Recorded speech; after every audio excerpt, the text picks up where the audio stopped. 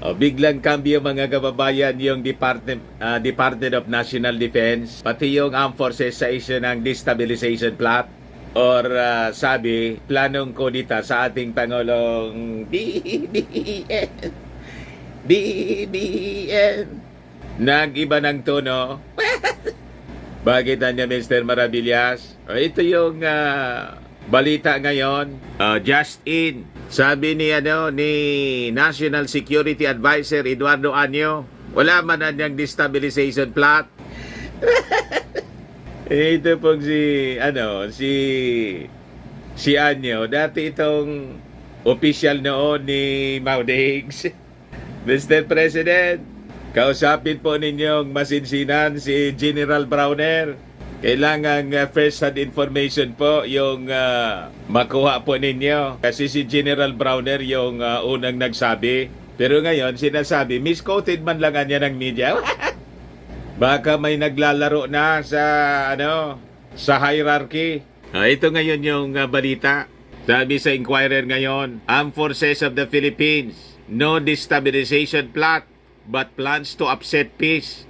Stability of Marcos administration. Ano ba yung ibig sabihin yun, mga kababayan? Parehas din.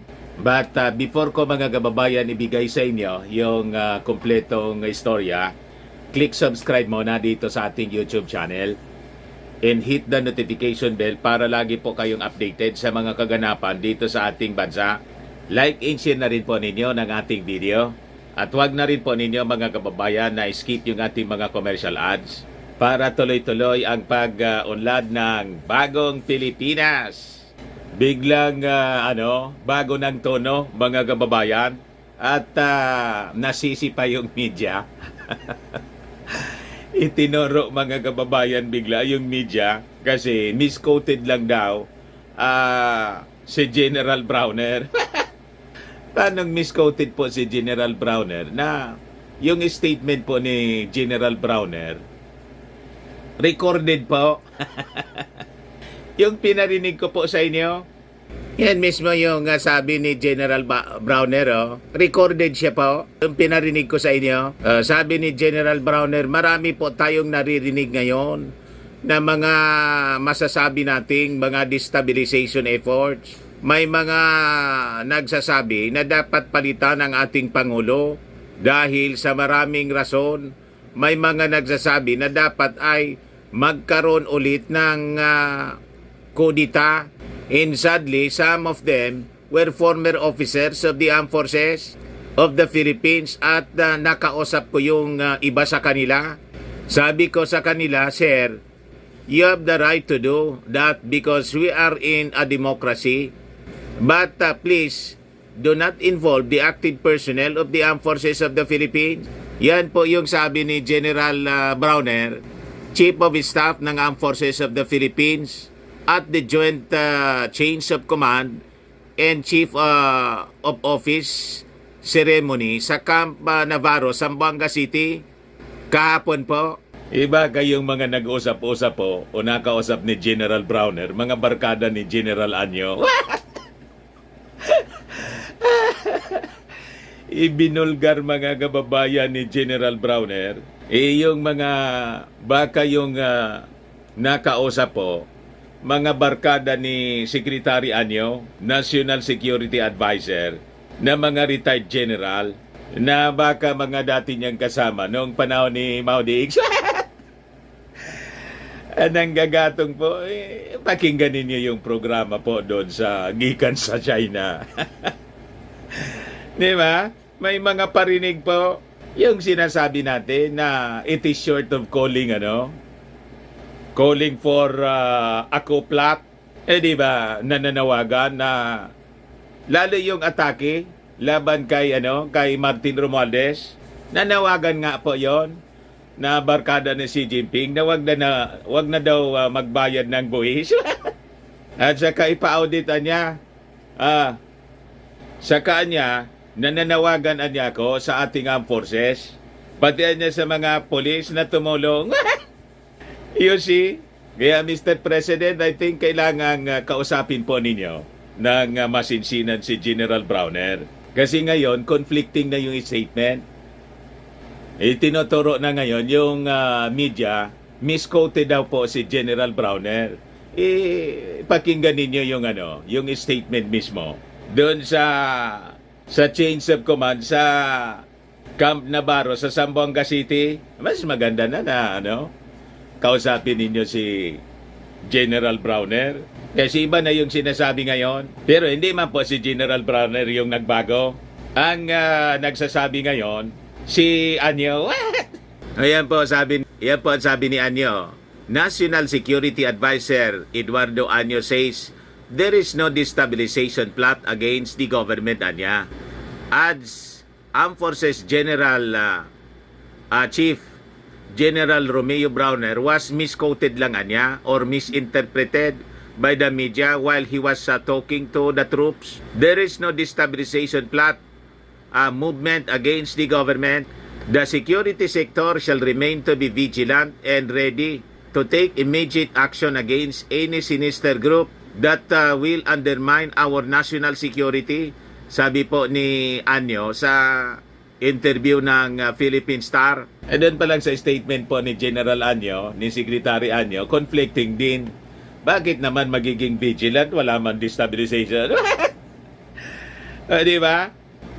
Para niya, Mr. Maravillas, tama yung analysis mo. Baka mga barkada ni Secretary Anyo. Yung mga nakausap ni General Browner. Ngayon, may statement yung Armed Forces sa pamamagitan po ni Colonel Miguel Aguilar, yung spokesperson. Sabi diyan, General Romeo Browner Jr., the Chief of Staff Armed Forces, was simply misquoted in his message to the troops during the change of command ceremony of the Western Mindanao Command yesterday, November 3, 2023.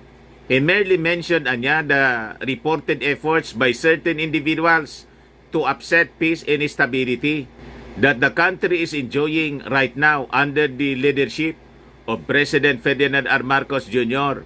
Therefrom, General Browner again reminded all Armed Forces personnel to remain professional and loyal to their oaths to protect the people and the state. Rinivise po. Di ba? Biglang kambyo, mga kababayan. Paano na naibuga na po mga kababayan ni General Browner. Di ba? Nagtuturuan na sila ngayon. Bakit niya naman pare, pinasubo mo kami. So, sabi po ni Colonel Aguilar, he merely mentioned the reported efforts. Aguilar also noted that Browner only reminded the Armed Forces personnel na maging professional niya at loyal to their oaths to protect the people and the state.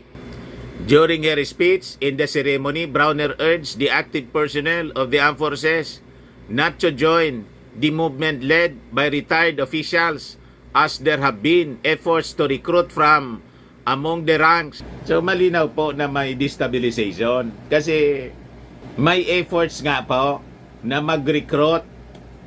You see, sasabihin ba yon? Walang usok po kung walang apoy. Sabi nga natin, hindi yon sasabihin ni General Browner kung wala silang wala siyang personal knowledge na may active recruitment na nangyayari. Kaya lang niya, sabi ni General Browner doon sa kanyang speech, hindi man niya widespread na booking agad kasi. The top Armed Forces official also said he has discussed this issue with the retired officials. Kaya yun mga kababayan, biglang kambyo ng statement. Pero sabi nga natin mga kababayan, hindi man yan hindi yan magtatagumpay. Kasi unang-una po, mga retired generals ito. Wala na silang influensyang malawak within the organization. At lalo na ngayon, sumingaw. Di ba? So, nasupla agad. At kung may support po doon sa mga politiko na pro-China, hindi po papayag yung Amerika na hindi mangialam. Di ba?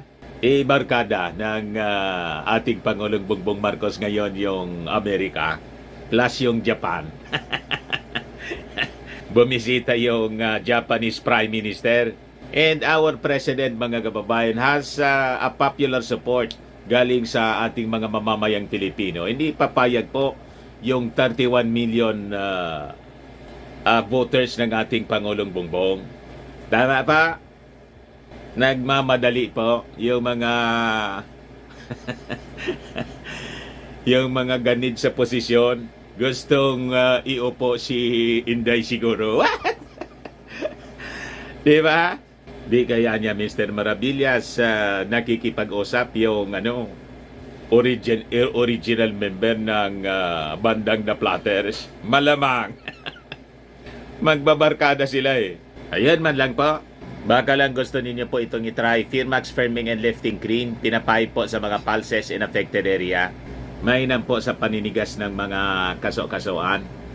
Ito naman po, Automax Revitalizing Serum. Sa mukha naman yung application, anti-aging po siya. You will look 10 years younger than your age. Sa mga cancer patients naman po, Ningxia Red Mix fruit drink, i-try niyo po mga kababayan. Hindi man po siya gamot, food supplement siya. Kaya lang, gawa siya mga kababayan sa goji berry. Yung goji berry may anti-cancer properties. So yung mga inquiries po ninyo, dumiritso na lang kayo sa aming messenger para masagot namin agad. Sa mga naghahanap pala ng malinis at spacious fitness gym, bumisita lang po kayo sa amin sa Colossal Fitness Gym. We also offer Grab car rental with our brand new 2023 model Toyota Innova.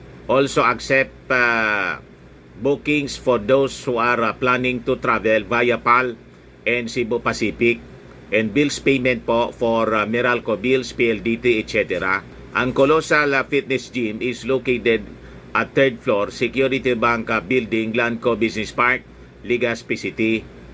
For inquiries, hanapin lang po ninyo yung aking anak, Jilon Maravillas. Number niya po, 0966 802-0949. Yan po, mga kababayan. Napakaganda yung aming gym. Yan pong 3rd floor, occupied namin yan. Pati yung roof deck, kaya kami na yung pinakang malaking fitness gym dito sa lalawigan ng Albay. Marami na po yung mga naka-enroll.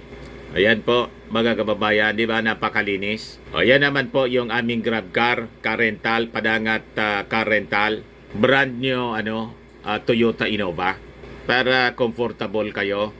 Ayan po yung aking anak with DILG Assistant Secretary Beth De Leon.